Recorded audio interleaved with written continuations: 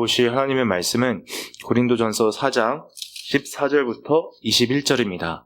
제가 봉독하겠습니다. 내가 너희를 부끄럽게 하려고 이것을 쓰는 것이 아니라 오직 너희를 내 사랑하는 자녀같이 권하려 하는 것이라. 그리스도 안에서 1만 스승이 있으되 아버지는 많지 아니하니 그리스도 예수 안에서 내가 복음으로써 너희를 낳았음이라. 그러므로 내가 너에게 권하노니 너희는 나를 본받는 자가 되라.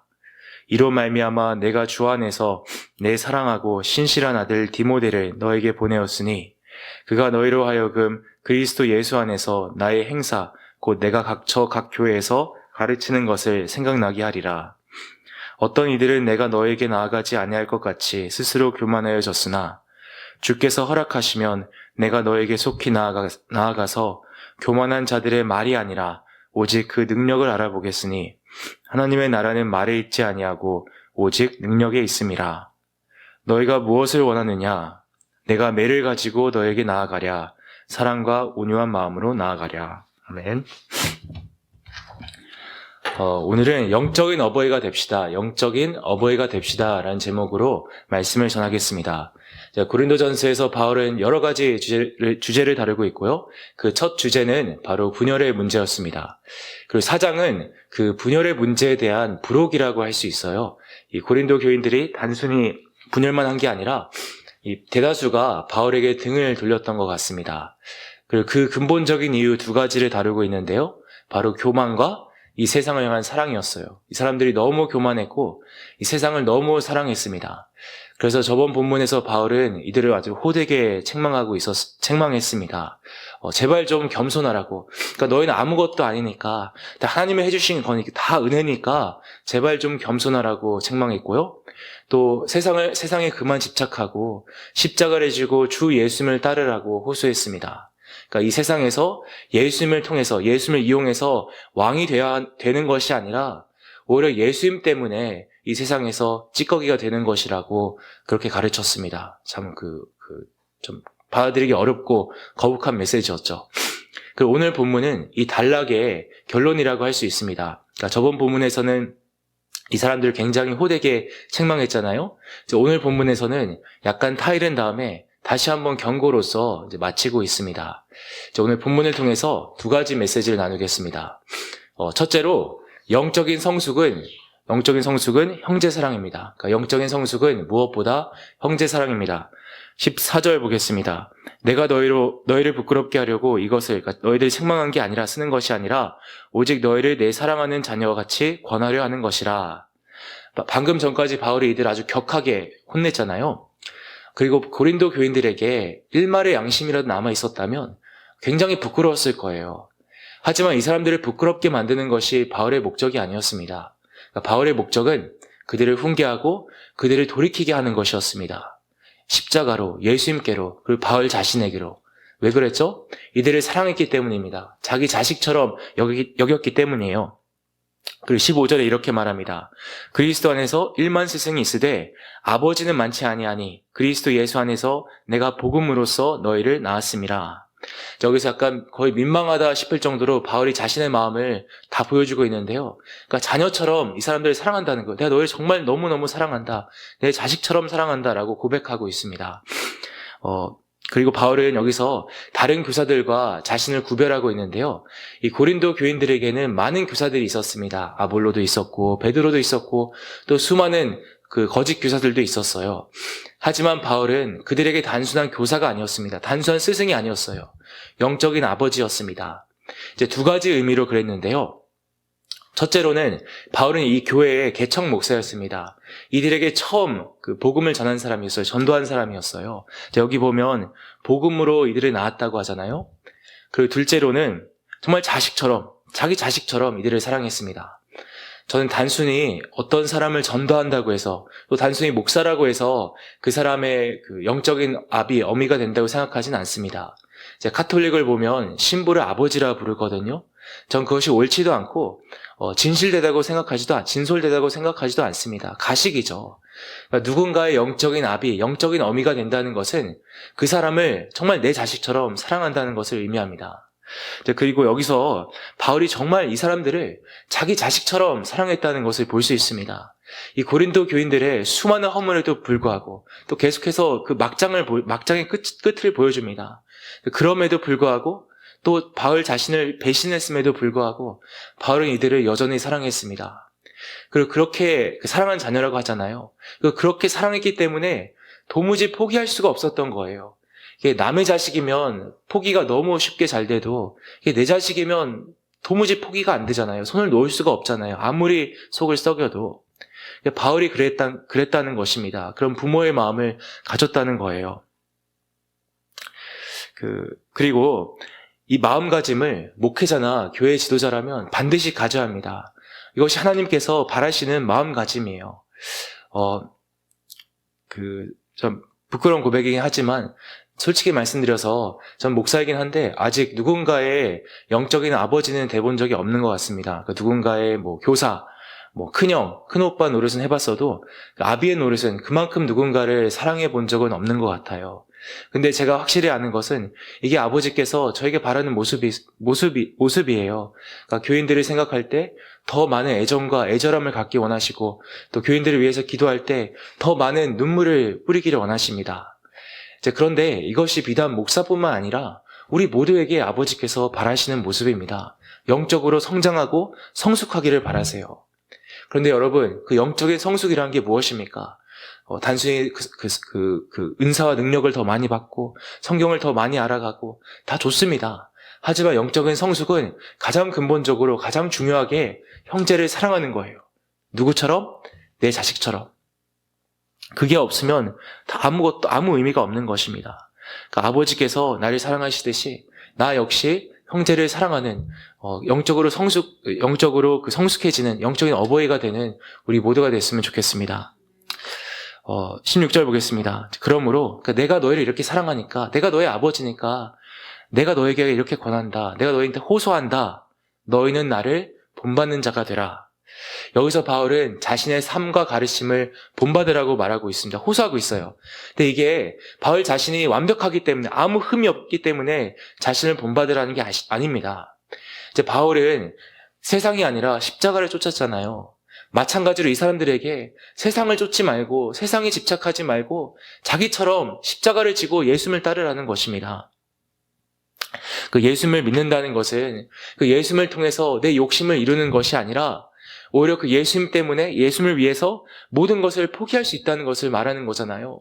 그만큼 예수님이 나한테 소중하고 그분을 사랑한다는 거잖아요.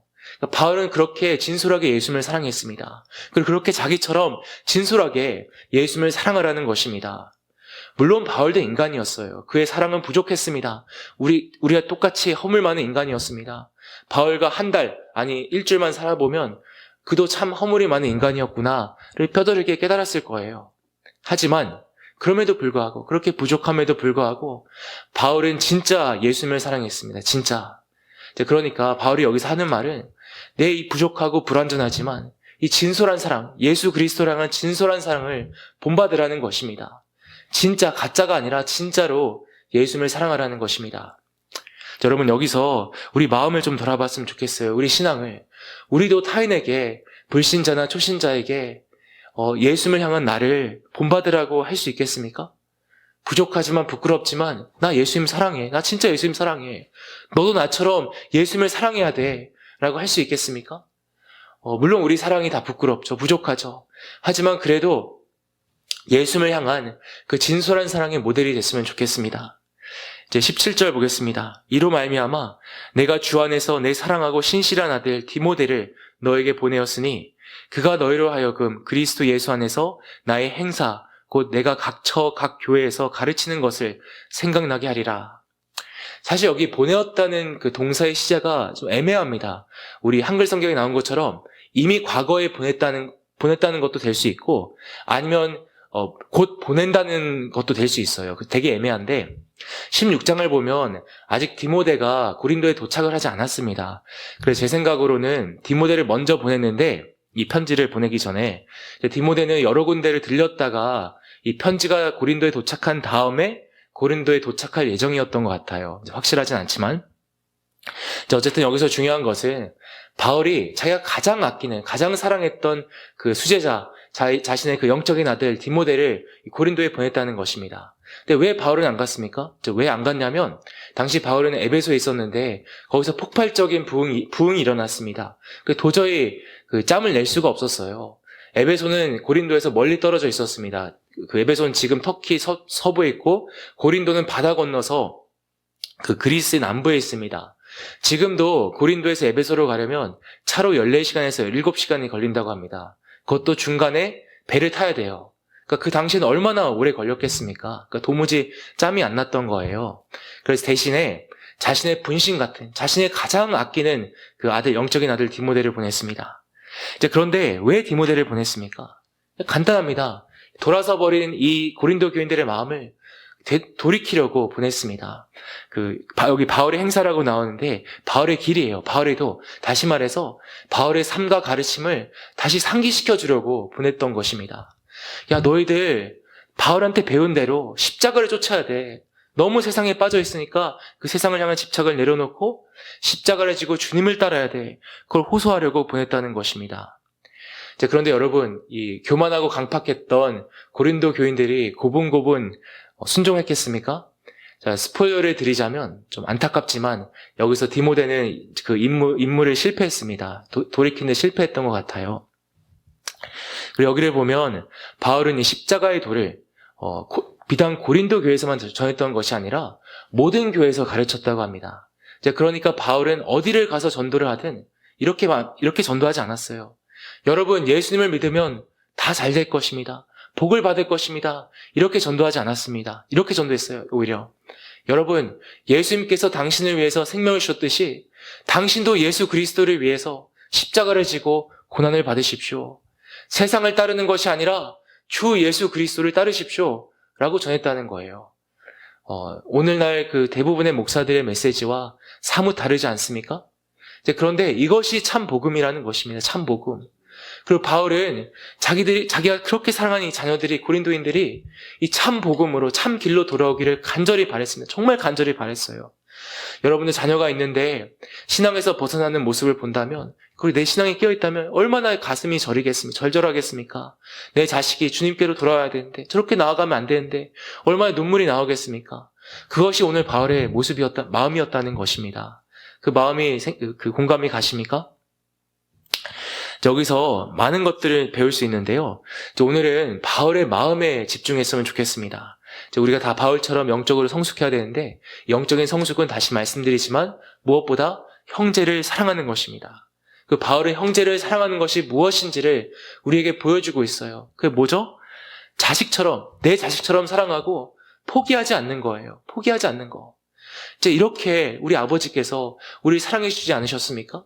그냥 포기하시면 돼요. 그냥 지옥으로 보내시면 되는데 우리 도무지 포기할 수가 없어서, 손을 놓을 수가 없어서 우리 대신해서 하나밖에 없는 독생자를 저 십자가에 못 박으셨습니다. 그렇게 말도 안 되는 사랑을 우리에게 주셨어요. 그리고 이제 우리도 그렇게 우리 형제를 사랑하기를 원하십니다. 그렇게 바라세요. 그게 아버지 마음이요. 그렇게 영적으로 성숙하기를, 영적인 어버이, 영적인 아비, 어미가 되기를 원하십니다. 그 자식이 여러 명이 있으면 부모의 마음이 어떠합니까? 나이 많은 형제가 자기 그 동생들을 부모의 마음을 갖고 대해주는 것을 바라지 않겠습니까? 부모라면? 물론 그게 안 되죠, 잘. 저도 형이 첫째지만 잘 안 됩니다. 그래서 부모가 부모라면 그것을 바라지 않겠습니까? 나이 많은 형제에게? 우리 아버지도 마찬가지인 것입니다. 너보다 미성숙한, 너보다 영적으로 어린 너의 그 형제들을 내 마음을 갖고 품어주라는 것입니다. 내가 너를 포기하지 않듯이 포기하지 말라는 것이고, 내가 너를 불쌍히 여기듯이 너도 그 자를 불쌍히 여기라는 것입니다. 오늘 형제와의 관계를 돌아보는 시간이 됐으면 좋겠습니다. 형제를 사랑하지 못했던 모습, 불쌍히 여기지 않고 용서하지 못했던 모습, 또 함께 그를 위해서 울어주지 못하고 또 함께 기뻐해주지 못했던 우리의 그 매정하고 무정한 그 모습을 간절히 회개하시고, 오늘 나온 바울의 모습처럼 정말 아버지의 마음을 갖고 형제를 바라볼 수 있게 해달라고, 내 눈을 열어달라고 간구하시기 바랍니다. 가면 갈수록 영적으로 성숙해지는 오늘 바울처럼 영적인 어버이가 되는 우리 모두가 되기를 간절히 기원합니다. 이제 둘째로, 하나님께서 경고하실 때 돌이켜야 합니다. 경고하실 때 돌이켜야 돼요. 다른 말로 좋은 말로 할 때 들어야 합니다. 18절 보겠습니다. 어떤 이들은 내가 너에게 나아가지 아니할 것 같이 스스로 교만하여졌으나, 여기 보면 소수의 사람들이 안티 바울, 반 바울 정서를 주도했던 것 같아요. 온갖 거짓말과 음해와 선동으로 바울과 고린도 교인들 사이를 갈라놨던 것 같습니다. 이제 어떤 단체를 봐도 분란이 있는 경우 대개 소수의 사람들이 그 분란을 주도하지 않습니까? 소수의 주동자가 있잖아요. 이 고린도 교회도 그랬던 것 같아요. 그리고 이 소수의 주동자들이 굉장히 교만했고 바울을 멸시했습니다. 그리고 바울이 돌아오지 않을 것이라고 생각하면서 더 나댔습니다. 더 날뛰었어요, 담대히. 아마 바울이 너무 멀리 있기도 했고, 에베소는 너무 멀리 있기도 했고, 자기들이 그렇게 밟아놨는데, 자존심이 상해서라도 못 올 거라고 생각했는지 모르겠어요. 그런데 이제 바울을 간과한 거죠. 바울이 어떻게 반응합니까? 19절과 20절을 보겠습니다. 주께서 허락하시면 내가 너에게 속히 나아가서 교만한 자들, 그 주동자들의 말이 아니라 오직 그 능력을 알아보겠으니, 20절, 하나님의 나라는 말에 있지 아니하고 오직 능력에 있음이라. 그러니까 예수님께서 허락하시면 속히 그 고린도에 와서 그 주동자들을 대면하겠다고 좀 선포하고 있습니다. 경고하고 있습니다. 한마디로 난 절대로 너희를 포기 못해 라고 말하고 있는 거예요. 그리고 여기서 재밌는 말을 하는데, 그 주동자들, 그 교만한 주동자들의 말이 아니라 능력을 보겠다고 합니다. 이 고린도 사람들, 이 그리스 사람들은 무엇보다 지혜와 말, 그 언변을 중요하게 여겼다고 했잖아요. 근데 바울은 여기서 사람의 언변이 아니라 능력, 성령의 능력이 그 안에 있는가, 그 여부가 중요하다고 하고 있습니다. 근데 성령의 능력이 무엇입니까, 여러분? 그 은사와 기적을 일으키는 것, 그것도 능력 맞습니다. 하지만 가장 근본적으로 성령의 능력은 변화의 능력입니다. 변화의 능력. 나 같은 죄인을 변화시켜서 남을 사랑하게 하고, 나 자신을 부인하게 하며 주 예수 그리스도를 진정으로 따르는 제자로 만드는 그 변화의 능력입니다. 이 고린도 교인들이 엄청 교만했잖아요. 그렇게 영적이고 나 잘났다고 하는데 정말 그 안에 성령의 능력이 흐르고 있는지 바울이 확인해 보겠다고 경고하고 있는 것입니다. 이제 이 부분을 두 가지로 적용할 수 있는데요. 먼저는 목사나 교사, 앞에 서는 사람들에게 적용할 수 있어요. 어떤 사람이 앞에서 너무 말을 잘하고 그 말을 하는 게 너무 은혜가 된다고 해도 꼭 그 사람이 영적이라고 할 수는 없습니다. 속으면 안 돼요. 우리 교회에서 많이 보지 않았습니까? 그 대표적으로 간증하는 것으로 유명한 사람이 있잖아요. 간증만 하면 수천 명, 수만 명이 은혜를 그렇게 받는다고 합니다. 근데 우리는 그 사람의 모습을 보니까 어떻습니까? 다 거짓이고 가식이에요. 전혀 영적이지가 않아요. 기억하십시오. 정말 누가 어떤 사람이 영적이라면 반드시 능력이 있어야 돼요. 영적인 능력이, 성령의 능력이. 무슨 말이냐면 그 삶이 변해야 된다는 것입니다. 삶의 변화가 있어야 돼요. 안 그럼 능력이 없는 것입니다. 가짜예요. 그리고 둘째로 나 자신에게 적용할 수 있습니다. 사실 이게 더 중요하죠. 그 서당계도 3년이면 풍어를 읊는다고 교회를 다니다 보면 있어 보이는, 신앙이 좋아 보이는 얘기를 충분히 할 수 있습니다. 특히 누가 그렇죠? 저 같은 목사가 그렇죠. 이 머리가 크고 입만 살아가지고 충분히 영적인 얘기를 할 수 있습니다. 하지만 기억하십시오. 하나님의 나라, 하나님의 왕국은 말에 있지 않고 능력에 있습니다. 내가 아무리 영적인 지식이 많고 말을 잘한다고 해도 그것이 꼭 내 신앙을 반영하진 않아요. 그럼 무엇이 내 신앙을 반영한다고요? 능력입니다. 능력. 성령의 능력. 성령의 능력이 내 안에 흐르면서 나를 변화시키고 있는가? 나는 입술로만 주님을 사랑한다는 것이 아니라, 입술로만 형제를 사랑한다는 것이 아니라 정말 주 예수님과 내 옆에 있는 형제를 사랑하고 있는가? 그것을 돌아봐야 합니다.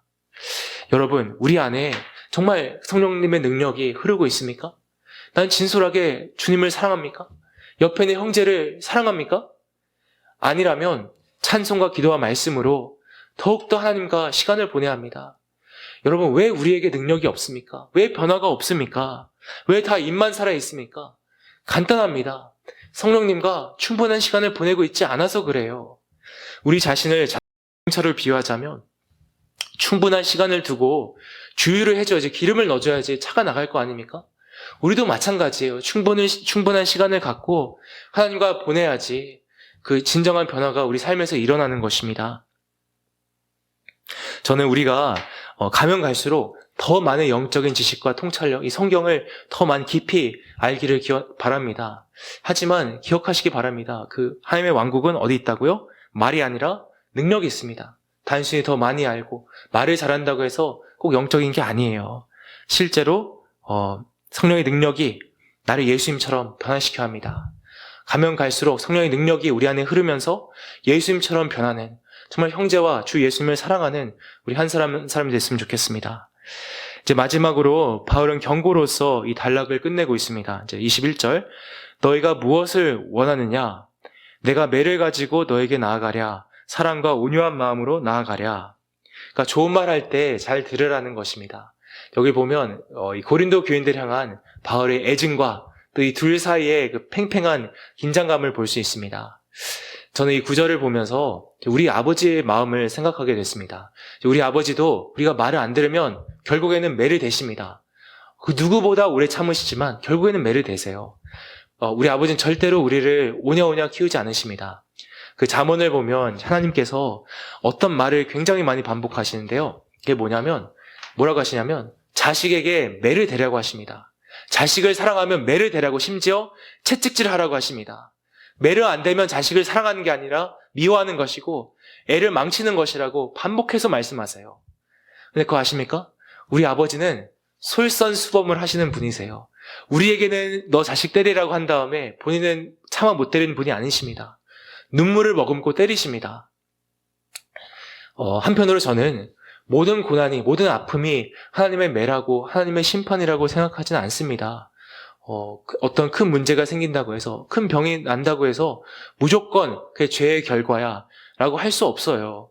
이제 우리는 좀 심보가 못돼 먹어서 남에게 어떤 나쁜 일이 생겼을 때 너무 쉽게 저 죄 져서 그런 거 아니야? 기도를 많이 안 해서, 헌금을 안 해가지고 저렇게 당하는 거 아니야? 라고 정죄하는 경우가 많습니다. 근데 굉장히 조심해야 합니다. 하나님이 그거 안 좋아하세요. 하지만 다른 한편으로는 실제로 죄 때문에 그렇게 치시기도 하세요. 하는 일이 안 되게 하시고, 사업이 망하게 하시고, 병에 걸리게 하시고, 그 관계가 끊어지게 하시고, 심지어 목숨까지 앗아가십니다. 이 고린도 교인들을 봐도 어떤 사람들은 그 성찬식을 잘못 드려가지고 하나님께서 목숨을 앗아가셨습니다. 그렇게 때리세요. 왜? 돌이키라고. 고집을 안 꺾으니까 때려서라도 고집을 꺾으시는 것입니다. 이제 그런데요, 아버지께서 그렇게 매를 대시기 전에 반드시 경고를 하십니다. 계속해서 경고를 하세요. 사람을 통해, 성경을 통해, 설교를 통해, 찬송과 기도를 통해, 또 꿈을 통해 계속해서 돌이키라고 경고하시고 또 경고하십니다. 오늘 바울처럼 경고하세요. 이제 그때 좋은 말로 할 때 돌이켜야 합니다. 안 그러면 사랑의 매가 오는 것입니다. 이제 물론 아버지께서 우리 때리신다고 해도, 매를 맞아도 그게 저주는 아닙니다. 심판은 아니에요. 기억하세요. 우리에게 임할 모든 저주와 심판은, 정죄는 예수님께서 우리 대신해서 십자가에서 다 받으셨습니다. 하나도 빠짐없이. 그래서 로마서에서 뭐라고 합니까? 그리스도 안에서 결코 뭐가 없다 그래요? 정죄함이 없다 그럽니다. 예수 안에 있는 나에게는 결코 정죄함이 없습니다. 저주가 없습니다. 심판이 없습니다. 단순히 자녀로서 아버지께 매를 맞는 거예요. 사랑의 매를. 그런데 그거 아십니까? 아무리 저주가 아니고 심판이 아니더라도 매를 맞으면 무지무지 아픕니다. 무지무지 아파요. 그리고 더 나아가서 맞는 나도 아프지만 때리시는 아버지의 마음은 더 아픕니다. 여기 구약을 보십시오. 하나님께서 이스라엘을 징계하실 때 결코 기뻐하시면서 징계하지 않으세요.